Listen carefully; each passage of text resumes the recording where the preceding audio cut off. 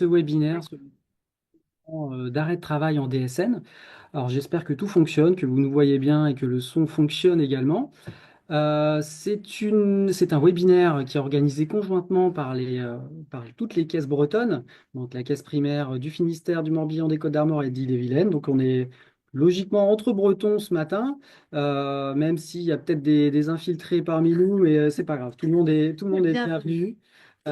Donc avant de commencer de rentrer dans le vif du sujet, quelques consignes, même si vous avez certainement l'habitude de ces formats. Donc vous avez pu constater que vos micros et caméras sont coupés, que vous allez pouvoir poser vos questions via l'onglet que vous allez trouver en bas de votre écran avec QR comme question-réponse forcément. Et le support ainsi que le replay vous seront envoyés d'ici quelques jours. Voilà, donc on est ensemble environ 45 minutes. On va tout faire pour tenir ce timing. Je suis Johan Moisan, donc chargé de la relation entreprise en Ille-et-Vilaine. Et je suis Laetitia Guyot, référente indemnité journalière. Voilà, donc n'hésitez pas à poser vos questions. Si des questions restent en suspens, on reviendra vers vous. De toute façon, on vous laissera toutes nos coordonnées et les coordonnées des différents chargés de relations entreprises de Bretagne. Il ne faudra pas hésiter à revenir vers nous le cas échéant. Et en direct, un des experts peut vous répondre direct, sur vos questions-réponses, hein. Alors, donc le signalement d'arrêt de travail, DSN, accident de travail et maladie professionnelle, donc le signalement d'événement. Le sommaire, le signalement DSN ATMP, en première partie, ça va être les fondamentaux, les généralités de ce fameux signalement DSN. Ensuite, on va voir plus concrètement comment se passe la saisie d'un signalement. Ensuite, on passera sur la transmission et le suivi avec le fameux tableau de bord qui est indispensable au suivi de vos envois DSN. Et on terminera donc par la procédure et le calcul de l'indemnité journalière et on parlera de vos différents contacts également. Alors, le signalement DSN, comment ça se passe? Alors déjà, le signalement DSN, donc c'est la méthode d'envoi à privilégier, hein, de passer par votre logiciel. Dès lors que vous avez un salarié connaissance d'un arrêt de travail suite à un accident de travail, de trajet ou maladie professionnelle, il va falloir nous transmettre une attestation de salaire via ce fameux signalement. Donc, on vous parlait de la possibilité de nous poser des questions, mais on va déjà démarrer par vous poser à vous une question. C'est-à-dire que là, vous allez voir apparaître un petit sondage. Donc là, c'est vraiment pour Connaître, vous ouais. connaître davantage et savoir quelles sont vos habitudes en matière d'envoi de signalement. Voilà, donc à ce jour, utilisez-vous le signalement DSN ATMP? Oui, non. Si la réponse est non, pour quelle raison? Je ne Voilà. pense pas au signalement, je ne sais pas faire, je ne pense pas avoir les 12 mois d'historique en DSN. Voilà, vous avez plusieurs réponses. On va vous laisser Quelques secondes. quelques secondes Ouais, de réponse. ça monte, ça monte. Bien, ça participe. Voilà. Vous avez eu le temps certainement de répondre aux questions. Ça monte encore, on va vous laisser le temps. On va pas aller trop vite. En tout cas, on voit déjà qu'on a beaucoup d'utilisation du signalement DSN. Ouais, C'est c'est le bien. principal, déjà. Bonne nouvelle. C'est bon? Allez. Donc oui, ce qui ressort, c'est que vous êtes en majorité à utiliser ce fameux signalement, et sinon, vous ne pensez pas au signalement DSN pour ceux qui ne l'utilisent pas, et je ne sais pas faire. OK. Donc, on va enchaîner, on va faire en sorte que vous sachiez faire ces fameux signalements DSN. Alors, effectivement, on va comparer avec un envoi via Net Entreprise. C'est vrai qu'en signalement DSN, on va le répéter beaucoup ce matin, mais ça va vous permettre de gagner énormément de temps en passant par votre logiciel. Et puis ça évite les erreurs, donc il y a une fiabilité qui est beaucoup plus importante. Donc gain de temps, plus fiable et moins de rejets. Voilà, en DSM. À contrario, lorsque vous saisissez sur notre net entreprise, donc effectivement, c'est une saisie manuelle. Le risque d'erreur est beaucoup plus important. C'est très chronophage, ça vous prend beaucoup trop de temps de gestion. Les oublis peuvent arriver. Pour le coup, les rejets de l'assurance maladie vont être plus fréquents et ça en découlera des paiements d'indemnités journalières retardés. Alors, quelques chiffres, c'est intéressant aussi de voir où on se situe. Il faut savoir que les signalements DSN, alors c'est des chiffres nationaux, représentent 72% des envois. Les rejets issus de ces envois représentent uniquement 4%. Donc c'est relativement faible. Maintenant, 72% des envois, on peut encore faire mieux, hein, certainement. Les attestations envoyées via Net Entreprise correspondent forcément mathématiquement à 28% des envois. Et les rejets, c'est ce qui est intéressant, représentent 16% de ces envois. Donc c'est le jour et la nuit concernant la fiabilité de vos envois. Et dont 32% en moyenne sont que des rejets liés à l'accident de travail et maladie professionnelle, hein, notre sujet du jour. Donc, gagner du temps avec le signalement d'événements. Vous voyez, je vous avais dit que j'allais le répéter. Là, c'est un petit schéma pour bien comprendre le mécanisme de signalement DSN. Donc là, l'établissement, l'immeuble qu'on voit, ça, on va dire que c'est votre établissement, l'entreprise. Vous utilisez votre logiciel de paie compatible avec la norme NeoDES. Voilà. Donc, dans cet envoi, ça va reprendre tous les éléments de la DSN mensuelle que vous envoyez mensuellement, forcément. Donc, on va reprendre tous ces éléments-là. C'est pour ça que c'est beaucoup plus fiable. Et cet envoi va engendrer automatiquement l'envoi de deux attestations, une attestation en maladie, une attestation en accident de travail. C'est ce qui permet de payer les IJ, les indemnités journalières provisoires en attendant la reconnaissance de l'accident de travail, maladie professionnelle, si tel est le cas. Autre point important également à signaler, c'est que les temps partiels thérapeutiques ne sont pas possible à envoyer via les signalements DSN pour l'instant. Donc ça va arriver, mais ça, on communiquera auprès de vous lorsque ça sera le cas. Donc, à réaliser uniquement pour l'instant sur Net Entreprise, hein. Alors, vos obligations. Dès que vous avez connaissance d'un accident de travail, vous devez procéder à la déclaration d'accident de travail dans les 48 heures. Vous pouvez le faire en ligne sur le compte entreprise en vous connectant au portail Net Entreprise. Vous pouvez émettre des réserves, donc immédiatement ou dans un délai de 10 jours. Et dès que vous avez la réception du volet 3 pardon, de l'avis d'arrêt de travail délivré par votre salarié, vous devez établir une attestation de salaire, un salaire en le signalant en DSN sur votre logiciel de paye. Même si la reconnaissance de l'accident de travail est en cours d'instruction par l'assurance maladie, il faut procéder à ce signalement. Alors, quand signaler un arrêt de travail en DSN, dès réception d'un arrêt de travail initial, au moins d'un jour, vous devez faire ce signalement. Si vous ne subrogez pas, vous réalisez un signalement dans les 5 jours qui suivent la connaissance de cet arrêt. Par contre, si vous subrogez, alors il y a plus de flexibilité, on va dire, c'est un peu plus fluide, enfin, flexible, on va dire. Vous avez la possibilité, c'est ce qui est conseillé, de nous transmettre les signalements d'arrêt au fur et à mesure, au fil de l'eau. Après, vous avez la possibilité d'attendre l'envoi de la DSN mensuelle, mais vraiment privilégier l'envoi au fur et à mesure. Et point hyper important, soyez vigilants aussi il faut pas réaliser de nouveaux signalements en cas de prolongation. Donc, on verra un petit peu plus loin comment ça se passe en cas de prolongation, mais il n'est pas nécessaire d'effectuer un nouveau signalement. Alors, le paramétrage, un petit point justement sur le paramétrage de votre logiciel. Alors là, c'est vrai que ça peut, pour les gens qui n'utilisent pas le signalement d'événements, ça peut paraître un peu technique, mais en fin de compte, c'est pas trop le cas. Comme je vous l'expliquais tout à l'heure, le signalement d'événements reprend les données que vous transmettez mensuellement dans la DCN mensuelle. Donc, ça reprend tous les éléments de la partie entreprise, salarié, travail et salaire. Donc, tous les éléments, tous les blocs de couleurs que vous voyez au milieu de la slide. De votre côté, il y a quand même un petit peu de boulot à faire, hein. Il y a une saisie manuelle qui correspond au bloc 60, où là, il va falloir indiquer le motif de l'arrêt, le DJT, le dernier jour de travail, la date de fin prévisionnelle, la subrogation, voilà, tous ces sujets-là liés spécifiquement à l'arrêt de travail auquel vous êtes confronté. Point de vigilance également dans les différents blocs que vous voyez, puisqu'on reçoit des rejets en ce sens, c'est sûr, par exemple, des changements de contrat ou un changement de nom. Là, dans l'onglet salarié, par exemple, si une personne change de nom, récupère le nom de jeune femme ou se marie, etc., vous avez un bloc spécifique pour le changement, donc pour faire le lien, qui est le bloc 31. Et concernant les contrats, c'est exactement la même chose. Quelqu'un qui évolue dans l'entreprise, qui a un changement de contrat, il y a un bloc spécifique pour ça. Dans la partie travail, ça va être le bloc 41 que vous voyez là. Donc, il est impératif de mentionner ces changements dans ces blocs-là pour que l'outil puisse faire le lien et nous transmettre les éléments.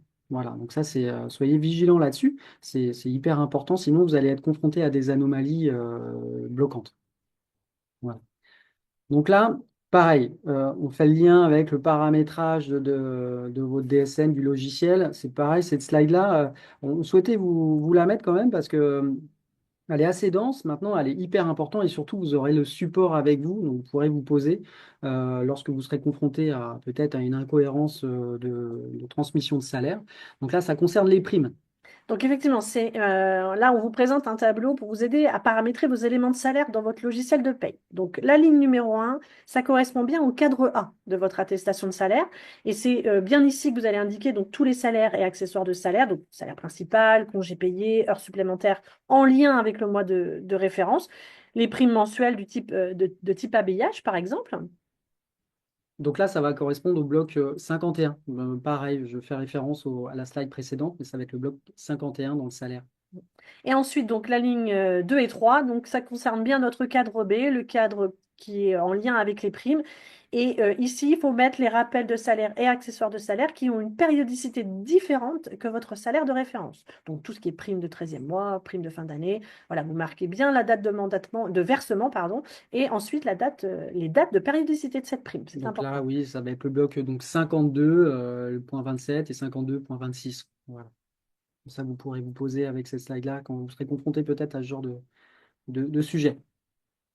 Donc, on va passer à. Alors, déjà, oui, il y a peut-être des Petite question, ouais. questions. Effectivement, une question sur la DSN annulaire en place. On va l'aborder un petit peu plus loin, l'annulaire en place et les attestations rectificatives. On abordera ces sujets.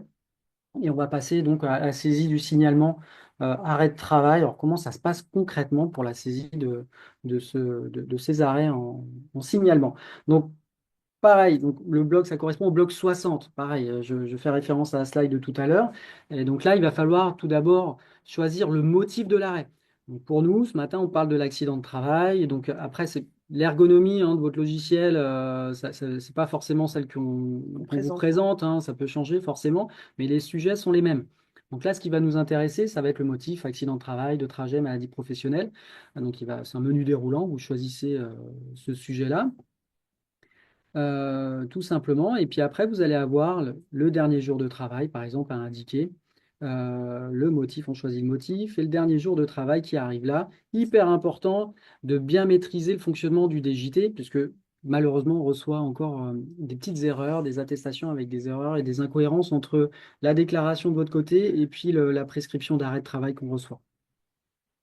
Alors justement, on va vous faire un petit focus sur ce dernier jour de travail, donc avec deux exemples. Ici, dans notre premier exemple, votre salarié a eu un accident de travail le mardi 5 octobre qui a entraîné un arrêt de travail immédiat.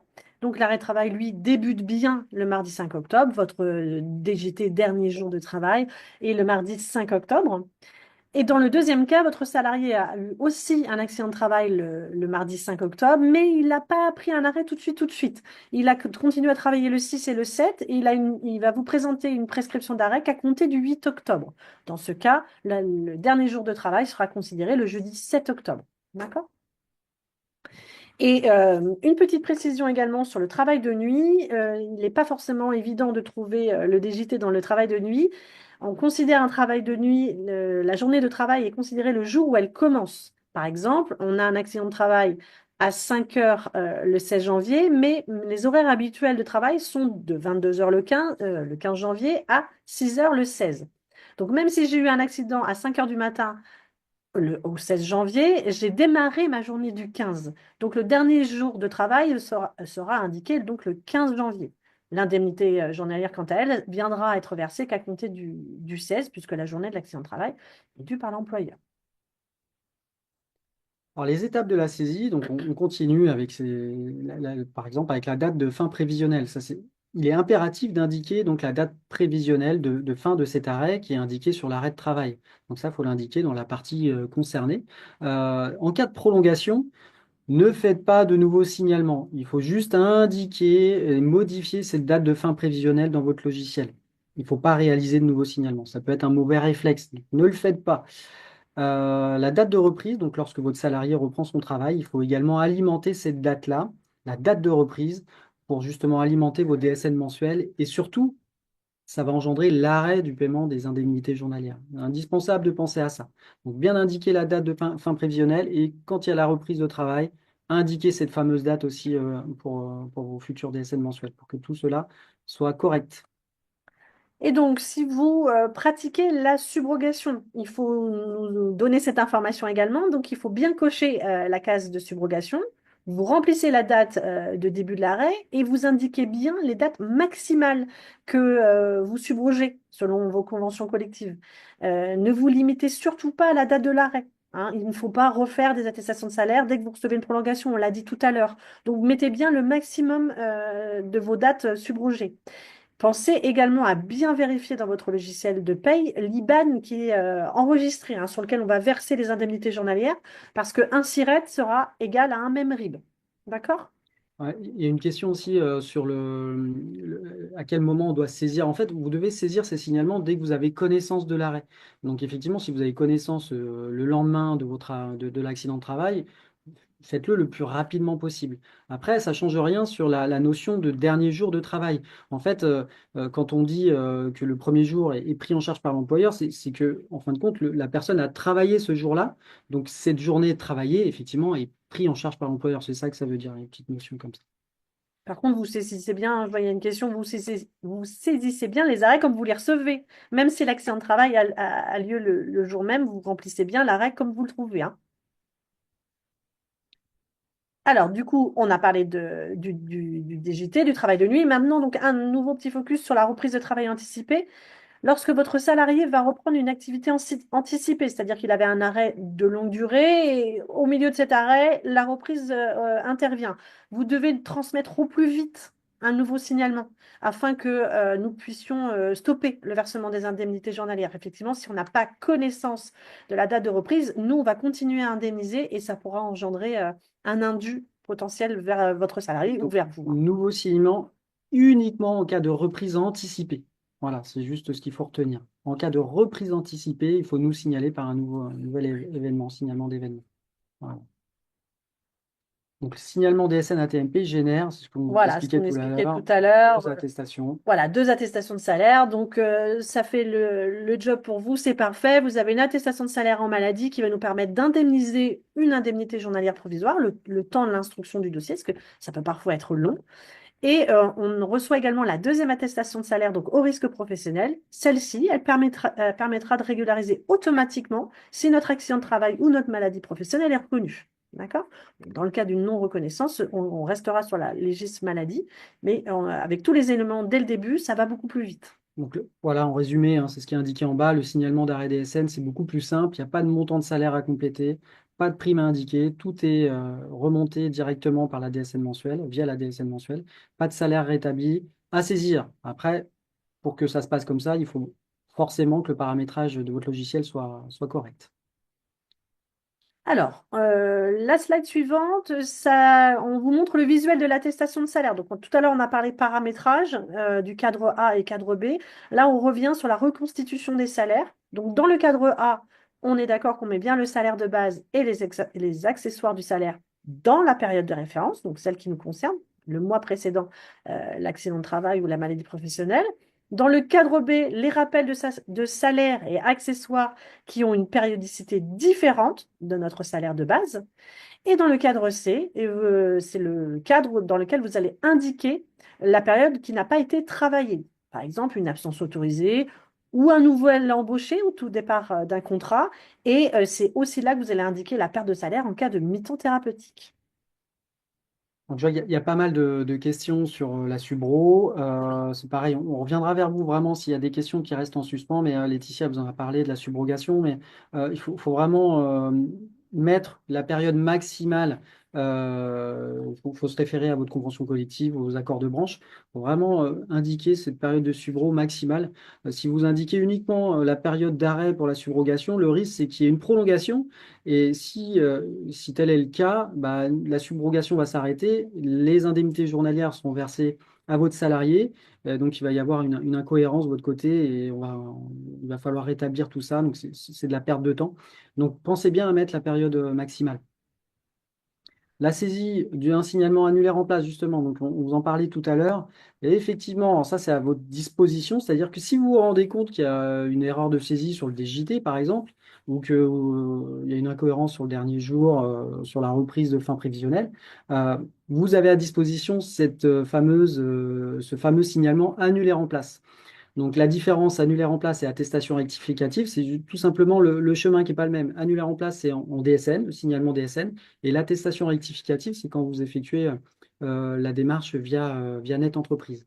Alors, dans certains cas, l'annulaire en place n'est pas utile et n'est pas, comment dire, idoine, on va dire, parce que si jamais vous rencontrez une incohérence sur le salaire, par exemple, donc ça vient du paramétrage DSN, cette incohérence. Donc, si vous faites une annulaire en place, l'outil va reprendre les mêmes éléments. Donc, on va être confronté aux mêmes difficultés de traitement. Donc, si ça concerne des éléments de salaire, de primes, là, il va falloir passer par Net Entreprise pour nous envoyer cette fameuse attestation rectificative. Un point sur les erreurs que l'on fréquente que l'on rencontre le plus fréquemment. Il y a quatre points là, que vous voyez apparaître. Le premier étant les rappels de salaire et accessoires de salaire qui ne sont pas indiqués ou sont erronés. Alors là, je me répète, c'est exactement ce que je viens de dire, c'est-à-dire qu'il y a un problème de paramétrage dans votre outil, dans votre logiciel, auquel cas il va falloir revoir avec votre éditeur pour rectifier le tir et paramétrer de nouveau votre logiciel. Après, de notre côté, nous, on peut vous aiguiller, on peut vous accompagner et vous orienter pour gagner du temps. Il n'y a pas de souci, on est à votre disposition pour ça. Deuxième erreur, la plus fréquente, le fameux dernier jour de travail qui est soit absent ou soit erroné. Donc là, il faut revoir la règle du DJT, hein, qui généralement voilà, correspond à la veille de l'arrêt de travail ou au jour de l'accident de travail si l'arrêt est immédiat. Les attestations envoyées en double. Alors, on répète, on a l'impression de le répéter ce matin, mais effectivement, il faut éviter. Des fois, c'est des mauvais réflexes. On fait le signalement via son logiciel, et puis on se dit, tiens, je vais l'envoyer aussi par Net Entreprise, comme ça, j'assure le coup. Donc là, ouais, c'est interdit. Faut éviter de le faire à tout prix. Et donc les dernières erreurs les plus fréquentes, donc souvent les salaires rétablis sont erronés ou absents. Donc là, c'est pareil, il faut revoir votre paramétrage avec l'aide de l'éditeur du logiciel de paie. Alors justement, la transmission et le suivi, comment ça se passe? Donc là, c'est vraiment un outil, enfin c'est le tableau de bord, je vais vous en parler tout de suite, mais c'est vraiment un outil à consulter régulièrement. Alors il y a déjà deux possibilités d'envoyer ces signalements, pardon. Euh, Votre logiciel de paie le propose, c'est en grande majorité des cas, ça s'envoie automatiquement avec votre logiciel. Si ce n'est pas le cas, que votre logiciel ne le permet pas, il va vous proposer de télécharger un fichier et dans ce cas-là, il va falloir aller se connecter à votre espace net entreprise pour aller nous transmettre, télécharger le fichier pour nous le transmettre. Donc là, c'est la page d'accueil de Net Entreprise que vous connaissez certainement. C'est dans le pavé de couleur jaune, la DSN régime général que ça se passe. Le chemin, c'est celui-là. Donc, vous cliquez dans cet onglet-là, dans ce pavé de couleur jaune, et ensuite, vous allez faire, il y a un premier filtre qui est signalement d'événement, et on vous proposera d'aller télécharger, d'aller chercher votre fichier pour ce signalement. Vous l'envoyez, on reçoit. L'envoi d'un signalement d'arrêt de travail suffit, hein. Vous le faites via votre logiciel, via Net Entreprise, et en téléchargeant votre fichier, attention, hein, pas de saisie manuelle Net Entreprise. Et je vais vous parler donc de votre tableau de bord. Outil hyper important, une nouvelle fois à consulter régulièrement. Donc ça va vous permettre d'aller consulter les certificats de conformité, les bilans de traitement et de consulter surtout les potentielles rectifications à faire, les erreurs, les anomalies, etc. Donc pour ça, alors oui, les bilans de traitement sont accessibles durant 3 mois. Donc, je vais vous montrer le chemin. C'est le même chemin, DSN régime général sur la page d'accueil de Net Entreprise. Alors après, certains logiciels proposent une passerelle, hein, un raccourci via votre tableau de bord. Donc, ça dépend de son logiciel. Donc, une fois dans ce tableau de bord, vous allez avoir la possibilité de filtrer par date. Donc, par défaut, il faut se méfier, là c'est en bas de la slide, vous avez un paramétrage de 15 jours, d'une date de 15 jours. Donc, comme ils sont accessibles pendant 3 mois, vous pouvez changer cette modification, ces dates-là. Et ensuite, en dessous, vous avez les DSN, les signalements d'événements rejetés et puis les signalements d'événements conformes. Donc, vous allez avoir une petite loupe à chaque fois. Donc, la petite loupe, dès lors que vous voyez une petite loupe, il faut aller cliquer dessus pour voir ce qui s'y passe derrière. Vous cliquez sur la première loupe, OK, et vous allez voir apparaître les envois que vous avez effectués. Donc là, dans notre exemple, il y en a un, pas trop compliqué. Donc en date du 19 février, vous avez une petite loupe qui apparaît. Et là, vous cliquez dessus et vous allez avoir la possibilité d'aller consulter votre bilan de traitement. Donc le bilan de traitement avec la petite flèche que vous voyez. Deux choses sur cette slide-là. La première, c'est qu'en haut, là, un petit peu plus haut, vous voyez apparaître le certificat de conformité. Alors ça, c'est un faux ami un peu, parce qu'on peut voir apparaître certificat de conformité, OK, donc vous pouvez vous dire c'est bon. Non, ça c'est juste une norme un peu technique, informatique, ça veut dire que votre outil, que le logiciel a été en capacité technique de transmettre les données. Ça ne veut absolument pas dire que les données sont cohérentes et bonnes. Ça ne veut pas dire non plus que, peut-être, hein, mais que le dossier sera traité. Il va falloir aller consulter ce fameux bilan de traitement. Qu'est-ce qu'il y a derrière ce bilan de traitement? On va avoir plein d'informations très utiles. Donc là, dans notre exemple, vous voyez un bilan KO. Donc là, KO, ça veut dire que déjà, on a reçu l'attestation, mais il y a une incohérence qu'on a relevée par les techniciens en charge du dossier. Et là, ça concerne des salaires erronés. Donc là, il va falloir aller rectifier ces éléments, soit par une annulaire en place, soit par une attestation, dans ce cas-là, rectificative, en fonction du sujet. Vous allez voir un petit peu plus loin les différents éléments. Donc oui, le certificat de conformité, c'est ce que je vous expliquais tout de suite. Ça atteste du bon formalisme de la déclaration. Voilà, les mots corrects à utiliser, c'est le bon formalisme. Il faut à tout prix. C'est un résumé de ce que je viens de vous expliquer, cette slide-là. Et toujours les bilans accessibles que 3 mois. Alors là, on va s'arrêter sur les trois types de bilans que vous allez rencontrer. L'attestation de salaire est-elle réceptionnée par l'assurance maladie lorsque vous avez un bilan OK? Alors, quand c'est OK, oui, on reçoit l'attestation de salaire. Quand c'est KO, on reçoit aussi l'attestation de salaire. Par contre, il sera nécessaire certainement d'apporter des modifications. Et le dernier point, vous pouvez rencontrer aussi une anneau comme anomalie. Dans ce cas-là, on ne reçoit pas cette attestation de salaire. Et c'est dans ce cas-là que c'est un peu plus problématique, souvent, puisque vous avez fait le boulot, c'est-à-dire que vous avez effectué le signalement DSN, vous avez l'impression que c'est bon. Et si vous n'allez pas consulter votre tableau de bord, si vous n'avez pas pris cette habitude-là, bah nous, on ne va pas pouvoir traiter puisqu'on n'a pas reçu les éléments. Donc le temps passant, vous allez vous inquiéter peut-être quelques semaines pour dire mais ça en est où ces paiements? Mais vous allez nous appeler et puis on va vous dire mais nous on n'a rien reçu. Alors que de votre côté, vous allez avoir effectivement, vous êtes sûr, vous avez essayé d'envoyer ces éléments qu'on n'a pas reçus. Vous voyez, j'espère que je suis clair dans les explications. Euh, Ensuite, on continue, vous recevez un compte-rendu métier par mail. Donc là, oui, OK, bah, le compte-rendu est valide ou en cours de traitement, donc tout est bon, c'est positif. Vous recevez un compte-rendu KO. Alors là, oui, vous allez recevoir le compte-rendu, mais il va falloir apporter, comme je vous le disais, une petite modification. Et anomalie, bah non, vous ne recevez pas de compte-rendu puisqu'on n'a pas reçu l'attestation. Et dernier point, que devez-vous faire dans ces cas précis? Bah, quand c'est OK, pas de problème, ça suit son cours. Alors, pas de problème. C'est pas si simple que ça. Vous avez fait le boulot, vous avez fait le nécessaire de votre côté, côté employeur. Par contre, ça ne veut pas non plus dire à 100% qu'on va aller au bout et vers une indemnisation, puisque Si on peut-être n'a que pas votre l'arrêt, salarié n'a pas envoyé l'arrêt, auquel cas là, on ne va pas pouvoir traiter le dossier jusqu'au bout. Mais de votre côté, en tout cas, vous avez c'est fait bon. le job, comme on dit. Euh, Quand c'est KO, eh ben, dans le compte-rendu métier, vous allez avoir la raison du problème et puis la rectification à faire si c'est dernier jour de travail incohérent avec votre déclaration et l'arrêt de travail. Effectivement, on va vous demander de rectifier ça.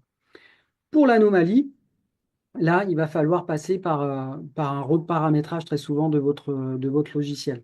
Donc l'anomalie, là, vous allez avoir un message dans le compte-rendu, dans le bilan de traitement, pardon, voilà, je vais vous embrouiller. C'est dans le bilan de traitement dans votre tableau de bord que vous allez avoir, qu'on va pouvoir vous orienter sur l'anomalie bloquante et où va s'orienter le reparamétrage de votre logiciel.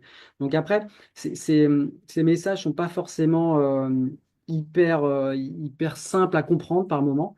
Donc là, c'est pareil, on est vraiment à votre disposition pour vous aiguiller et vous accompagner là-dessus.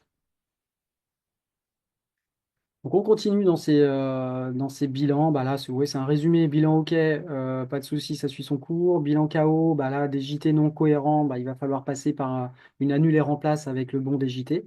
Et anomalie, bah là, nous ne pouvons pas traiter la demande DSN M-1 manquante. Alors, euh, c'est souvent cette anomalie est régulièrement rencontrée. Donc, quand on voit cet élément-là, DSN M-1 manquante pour le contrat à temps, souvent c'est justement un contrat qui a été modifié. Vous allez vous dire, bah oui, mais monsieur Jézéquel, il est dans l'entreprise depuis très longtemps. Ouais, ben, il y a eu une modification liée à son contrat et vous n'êtes pas passé par le bloc changement. Vous vous rappelez tout à l'heure le bloc 41. Et donc l'outil n'arrive pas à faire le lien entre les deux contrats. Donc ça met DSN M-1 manquante alors que vous êtes persuadé l'avoir fait et vous l'avez envoyé cette DSN. Mais c'est juste que l'outil n'arrive pas à faire le lien entre les numéros de contrat de cette personne concernée. Donc voilà, c'est pour ça que je vous dis que des fois, c'est pas forcément hyper simple à bien décrypter ces messages. Et c'est aussi pour ça qu'on est là pour vous accompagner. Donc là, oui, si vous réceptionnez un bilan KO ou anneau, vous devez, bah, c'est ce qu'on vient d'expliquer, hein, saisir une attestation rectificative. Attestation tout court si c'est une anomalie, puisqu'on n'a pas, on l'a pas reçu. Voilà. Donc ça, c'est un petit résumé de ce que je viens de vous expliquer. Donc voilà, on va la passer. Et puis, pareil, il existe trois types de comptes rendus. Valide, en cours de traitement, bon, ça c'est plutôt positif, et puis invalide, auquel cas il faut rectifier le tir, comme on dit. Et puis, il faut vérifier, il est important de vérifier l'adresse mail enregistrée dans Net Entreprise. Oui, alors ça, c'est vrai qu'on n'en a pas parlé depuis le début, mais en termes d'habilitation, des fois, vous recevez plus les comptes rendus, donc c'est problématique, parce que ces comptes rendus sont liés aux adresses mail envoyées, aux adresses mail renseignées sur Net Entreprise. Donc, vous pouvez vérifier ces adresses mail et ces coordonnées. C'est important pour le suivi. Oui, alors un point rapide aussi ça fait partie du suivi, mais pour accéder aux bordereaux de paiement, deux chemins, pareil, soit la DSN, vous cliquez sur le pavé de couleur jaune, DSN général, régime général, pardon, et puis vous allez avoir un onglet bordereaux de paiement d'indemnité journalière. Donc forcément, c'est uniquement les arrêts subrogés. Et sinon, l'autre chemin, qui est peut-être même plus simple à mon avis, c'est de passer par votre compte entreprise que vous devez bien maîtriser maintenant. Et puis là, vous allez avoir un onglet saisir une attestation de salaire. Et après, vous allez avoir le choix soit de saisir une attestation ou d'accéder au bordereau de paiement. Donc ça, c'est vraiment forcément uniquement les arrêts subrogés, forcément. Donc, ce qu'il faut retenir, c'est qu'il faut bien signaler tout arrêt, même pour un seul jour. Vérifier le bon paramétrage du logiciel de paie, ça c'est incontournable. Saisissez uniquement le motif de l'arrêt, le dernier jour travaillé, la date de fin prévisionnelle et surtout les dates de subrogation maximale. Et puis vérifier, je viens de vous en parler, le tableau de bord. Vérifier, consulter régulièrement ce tableau de bord. Consultez le compte-rendu métier transmis par mail et corrigez au besoin l'erreur. Et le temps partiel thérapeutique ne sont à saisir uniquement sur Net Entreprise pour le moment. Alors là, ouais, c'est Sondage. juste axé, un petit sondage, petite question. C'est uniquement concernant le signalement d'événements, savoir si vous souhaitez qu'on vous accompagne. On pourra vous rappeler dans ce cadre-là pour justement décrypter ce signalement et puis voir ce que ça donne dans votre compte-rendu, décrypter les anomalies éventuelles. Enfin là, il y a voilà, juste, si vous mettez oui, on pourra vous rappeler qu'on fasse un point individuellement sur le sujet. Après, ceux qui répondent non, pas de souci. Lorsque vous serez confronté à une question, bah, vous pourrez Voilà. aussi revenir vers nous via les mails qu'on va vous laisser tout à l'heure. Voilà, on va vous laisser quelques secondes Pour répondre. pour répondre à ça.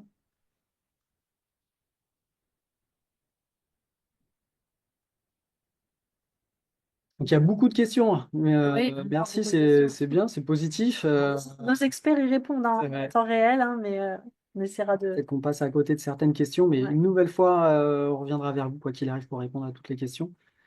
Et puis, pareil, on va vous laisser nos coordonnées pour, pour vous permettre de communiquer avec nous. Ok, merci d'avoir Merci. répondu. On va passer sur la procédure et calcul de l'indemnité journalière en ATMP. Oui, alors, on va vous parler de la procédure. Je veux bien que tu changes de slide, merci. Donc, comment se déroule la reconnaissance d'un accident de travail ou de trajet? Donc, votre salarié envoie à la CPM le certificat médical initial rempli après l'accident de travail. Il vous communique le volet numéro 3 et par la suite, vous devez faire la déclaration d'accident de travail, donc en ligne, comme on l'a dit tout à l'heure, via le compte entreprise, qui sera, elle, transmise à la CPM.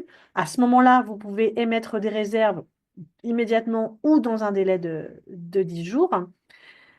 Lorsque vous faites votre signalement ensuite, en signalement arrêt DSN, on va recevoir automatiquement les deux fameuses attestations de salaire, donc une en maladie, une au risque professionnel. Et dès qu'on a reçu le certificat médical initial et la déclaration d'accident de travail, l'instruction va pouvoir démarrer. Donc, dès que l'instruction débute, donc si on n'a pas de réserve sur le dossier accident de travail, la reconnaissance de l'accident de travail va se faire dans un délai de 30 jours. S'il y a des réserves ou si on n'a pas d'éléments, pas tous les éléments nécessaires pour pouvoir prendre notre décision, on va passer sur la phase d'investigation. Vous en serez informé, le salarié aussi en sera informé. Durant cette instruction, l'assurance maladie va pouvoir donc procéder au paiement des indemnités journalières en maladie avec la fameuse attestation de salaire délivrée automatiquement, d'accord? Si effectivement les conditions d'ouverture de droit sont bien remplies, hein. Une fois que la décision est prise, vous aurez la mise à disposition du dossier. Alors, vous, comme votre salarié, pendant un délai de 10 jours, pendant lequel vous allez pouvoir émettre des observations. Passé ce délai, c'est toujours disponible à la consultation, mais vous ne pouvez plus mettre d'observation. D'accord? Et une fois que la décision de la CPM est rendue au terme des 90 jours, eh ben, automatiquement, les IJ, si la T bien évidemment est reconnue, les IJ vont être régularisés et payés au titre de la TMP. Si le dossier n'est pas reconnu, dans ces cas-là, l'arrêt pourra toujours être indemnisé, mais là, on rebasculera sur la légis d'un arrêt maladie. Alors, comment se calcule une indemnité journalière en accident de travail, maladie professionnelle? Un diviseur de 30-42 pour les activités standards ou de 365 pour les activités dites discontinues ou saisonnières va être appliqué au salaire brut. Notre salaire brut soumis à cotisation avec rétablissement au besoin selon le motif d'absence. Donc, dans les indemnités journalières en risque professionnel, vous avez les 28 premiers jours qui vont être indemnisés, dites IJ normale, indemnité journalière normale. Donc, le calcul qui est appliqué est le salaire brut divisé par le diviseur 30-42 ou 365 pour un discontinu. Et on va venir prendre 60% de cette somme. Et c'est à compter du 29e jour qu'on va prendre 80% de cette somme dans la limite du gain journalier net. Le gain journalier net, lui, va être calculé par application du taux forfaitaire de votre cotisation de 21%. Là, c'est pareil, des erreurs qui remontent régulièrement. Les 21% peuvent être erronés. Donc, soyez vigilants sur la transmission des cotisations. Donc, dans notre exemple, notre gain journalier net va être les 2100 euros moins les 21% divisé par les 30,42, notre diviseur. On aura une IJ maximale à verser de 54,54 €. L'IJ normale sera donc les 60% des 2100 divisé par les 30,42. Donc ça, les 28 premiers jours seront servis 41,42 €. Et à compter du 29e jour, on aurait dû verser 80% de cette somme, 55,23. Mais comme on vient se limiter à l'indemnité journalière nette, on versera le maximum autorisé, donc 54,54 €. Au-delà de 3 mois d'arrêt de travail, l'indemnité journalière peut être revalorisée en cas d'augmentation générale des salaires après l'accident. Alors évidemment, cette revalorisation, elle ne peut intervenir que suite à une réclamation de votre part ou de l'assuré. On ne peut pas avoir connaissance de ces informations, donc sur justificatif, bien évidemment. L'indemnité journalière est quant à elle limitée en fonction du montant annuel du plafond des rémunérations, c'est-à-dire qu'il voilà, il y a un plafond maximum auquel on ne pourra pas dépasser. Et une fois qu'on a calculé ces indemnités journalières, on va venir déduire la CSG et la RDS de ce montant. Et donc, on va passer à la Là, il y rubrique aura des peut-être contracts. il y a Ouais, quelques on a questions quelques questions. sur les IJ, ouais, Laetitia, peut-être. Alors, Karine est certainement ouais, je derrière vois que son notre clavier en experte train qui de. répond, majoré. Alors, Bah, c'est ce qu'on expliquait. Pourquoi 79%? Bah, c'est bien ça. C'est ce que Karine est en train de répondre. Je pense que c'est le fameux gain journalier net. Donc, c'est ça. C'est ce plafond qu'on va pas venir dépasser. Donc, l'IJ majorée, elle, va être calculée sur 80%, mais elle viendra plafonner en fonction des 21, des cotisations 21%, effectivement. Voilà. Et donc, vous l'avez bien compris, tout le monde nous parle des 79%. C'est bien ça. C'est le gain journalier net qui va être retenu. Est-ce qu'on a d'autres choses? Non. Bon, après, on reviendra vers vous hein, une nouvelle Ouais. fois s'il y a des questions qui restent en suspens. Il y a beaucoup de questions, donc on reviendra vers vous avec les réponses. Voilà, on arrive au bout. On va vous laisser les contacts à privilégier aux caisses primaires. Un petit rappel aussi de nos missions en tant que chargé de relations entreprises. Donc, nous, on est vraiment là. On fait équipe avec vous. Hein. La problématique est la même pour nous, c'est-à-dire de vous permettre de fluidifier et d'optimiser vos envois pour un traitement le plus rapidement possible. Donc, on est vraiment à votre disposition pour tout ça, pour décrypter les éventuelles anomalies et les comptes rendus que vous recevez. On est là aussi pour vous permettre de garder une veille sur la réglementation. On vous accompagne sur l'utilisation des services en ligne également. Donc n'hésitez pas à revenir vers nous pour ces sujets-là. Pareil, si vous avez des projets d'action, de prévention au sein de vos établissements, on peut vous mettre en relation, on peut servir de passerelle vers nos services. Euh, pour la prévention euh, prévention des insertions professionnelles également, c'est un sujet important, on peut en parler ensemble. Le numéro de téléphone, vous le connaissez certainement, c'est le service dédié aux employeurs, pardon, c'est le 36 79. Euh, Effectivement, de notre côté, nous, on ne se charge pas des suivis d'IJ. Donc, c'est par ce biais-là qu'il va falloir passer pour le suivi de paiement d'indemnité journalière. Voilà. Les coordonnées, les fameuses coordonnées de vos chargés de relations entreprises en Bretagne, donc ils sont indiqués là. On vous laisse le temps de les indiquer, mais de toute façon, on vous enverra le support pour vous permettre de les avoir. Donc, dans le Finistère, ça va être Isabelle et Agathe. Dans les Côtes-d'Armor, Sandra, Julie et il y a Christelle aussi qui nous a rejoints. Dans le Morbihan, ça va être Xavier et Séverine et en Ille-et-Vilaine, c'est moi-même. Voilà les coordonnées. On continue avec les contacts aussi, les sites utiles. Donc le 36 79, Voilà, la plateforme. la hotline de Net Entreprise. Des fois, vous pouvez rencontrer des difficultés d'habilitation, par exemple. Donc c'est le 0806 800 700 et vous avez également un formulaire de contact que vous trouverez sur leur site. Il existe, je ne sais pas si vous connaissez, mais vous avez mis le lien là, une frise employeur interactive qui vous permet d'avoir toutes les formalités à effectuer au cours de toute la vie d'un salarié, de son embauche au départ à la retraite. Donc ça peut être un bon repère. Vous pouvez mettre ça dans vos favoris, ça peut être utile. Vous avez Amélie Entreprise également, on n'y pense pas assez. On connaît Amélie au titre individuel, mais vous avez également, comme indiqué là, un petit volet entreprise où vous allez avoir toute la réglementation. Ça vous permet d'avoir une veille d'information et toutes les démarches à réaliser côté employeur. Et n'oubliez pas de vous abonner à la newsletter 3 minutes entreprise.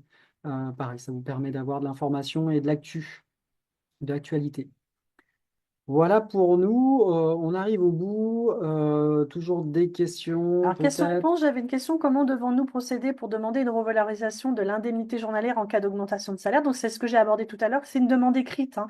Il faut nous envoyer les justificatifs qui expliquent l'augmentation du salaire. Et dans ces cas-là, l'indemnité sera revalorisée au besoin. Mais c'est une demande écrite. Comment les primes annuelles sont-elles prises en compte dans le calcul des IJ aussi? Eh ben, les primes, c'est pareil, c'est ce qu'on expliquait tout à l'heure, l'importance de donner les dates de périodicité. Au risque professionnel, on va venir proratiser le montant de ces primes. Donc, si elles correspondent bien à notre salaire de référence, donc par exemple une prime annuelle, en l'occurrence, on va venir prendre un douzième de cette prime qu'on va venir rajouter au salaire de base. Voilà. Bon, on va respecter le timing. Il est 11h45, donc c'était important de le faire. Merci d'avoir participé. Lorsque ça va se couper aussi, vous pouvez répondre à un questionnaire de satisfaction. Ça peut vous permettre de vous exprimer sur des idées de sujets, par exemple, qu'on peut aborder, d'organisation, etc. Donc, merci d'y répondre. Ça nous aide beaucoup de notre côté. Voilà, puis on reste bien évidemment à votre disposition via les adresses mail qu'on vous a laissé. Merci d'avoir participé. Merci à tous pour votre attention. À Bonne bientôt. journée. Au revoir.